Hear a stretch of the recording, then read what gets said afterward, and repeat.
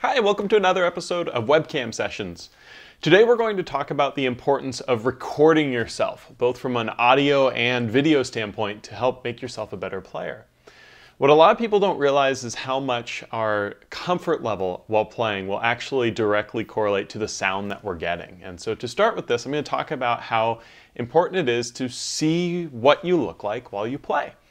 Another one of my favorite things is football. And one of my favorite players is Deion Sanders, who played a while ago. But he has this great quote that applies to ukulele playing, which is, you look good, you feel good, you play good. And what I'm trying to say with this is, if you're practicing your ukulele and playing a song, and you look something like this,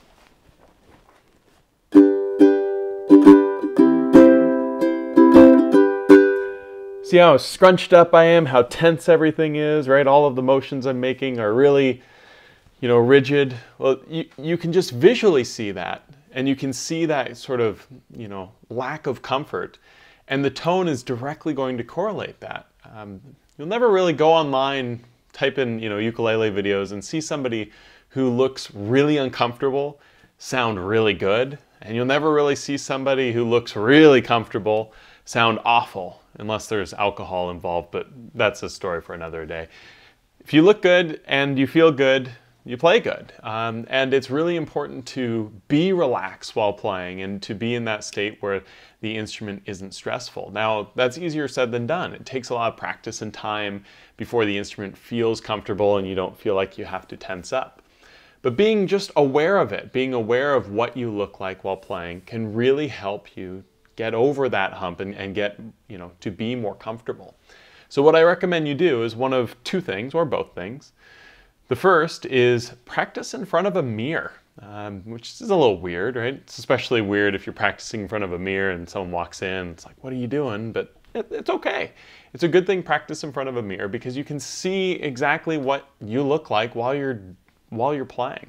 You can see if you're hunching over a little bit, if you're tensing up, if you're, whatever it might be that you're doing. By being able to see what your body language is like and see if you're relaxed as you're playing and everything else, you can get more insight to why your sound might be the way it is. Another note is to video record yourself, which I think is really important, because with videoing you'll also hopefully get audio, which we'll talk about in a second. And when you video yourself, you're not focused on looking at yourself playing. When you're practicing in front of a mirror, it's kind of easy to be constantly looking, and you don't get as accurate of a representation as videoing yourself would. When you video yourself, you can see what your eyes and face do when you're practicing. Are you constantly looking over like this, right? Or are you a little bit more upright? Maybe you're still looking at the fretboard the whole time. Maybe you're not. Maybe you sometimes close your eyes or look somewhere else and not even realize it. But by videoing yourself playing through a full song, you can start to see some tendencies you might have as a player. And just being aware of them can really help, try to fix them, and you'll notice your sound, your tone will improve, even though it's just the visuals are changing. So it's kind of a fascinating thing. Again, you look good, you feel good, you play good, right? It's we'll add one more thing to that, and that's you sound good. And it's so true.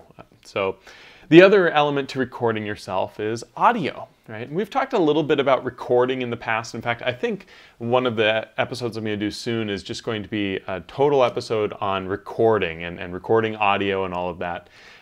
For right now, what we're looking more at is, just even if you're using your smartphone or something and recording yourself, video, getting that audio back too. Even if it's not a very nice microphone that's picking up your audio, you can get a lot of feedback from that recording you did on your phone. And the reason is because whenever we're playing, the instrument is projecting the volume outward, out of the sound hole. Unless you have like a side sound port up here, you actually don't get an accurate tone of what you're playing. And for most people, they think that they might be playing too loud, or they might be thinking they're playing too soft, and a lot of times it's the opposite. Sometimes people that think they're playing too loud are actually playing much too soft, and vice versa, right? And so just having a video that gives you some audio can really help correlate these things and make you realize what it is you do sound like. Obviously, the nicer the microphone, the more accurate representation you're going to get. And again, we'll talk about that soon. But just having something can be really helpful. One thing I'll say is a lot of times people get really self-conscious about certain notes, thinking that they're not hitting them right or they're not sounding good. And they'll watch a video back and that note that they were stressed about sounded fine.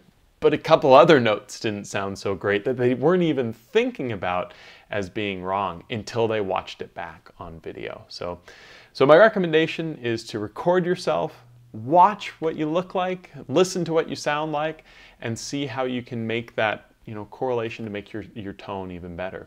Just to give kind of an example here, I'm going to play just a little bit. I'm going to play like I did when I first started learning how to play the ukulele. So I'm not going to look very comfortable, and it probably won't sound very comfortable either. So something like this. I'm just going to play a simple chord progression, but again, I'm going to be very tense and hear what the sound sounds like.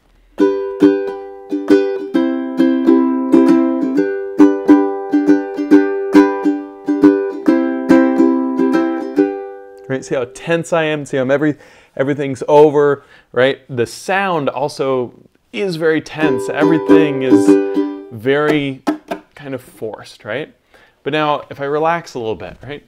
Loosen up the arms a little bit. Have my eyes not be focusing on just one area, but look more like this.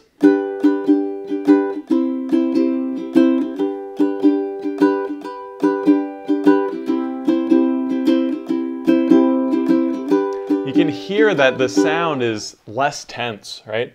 And it's, again, a direct correlation to how we feel and look. So hope that's been a little bit helpful. Check back next week. We'll start talking about recording, and we'll talk about some microphone stuff to be able to start to get better audio in your recordings. And I'll see you guys next week for another episode of Webcam Sessions.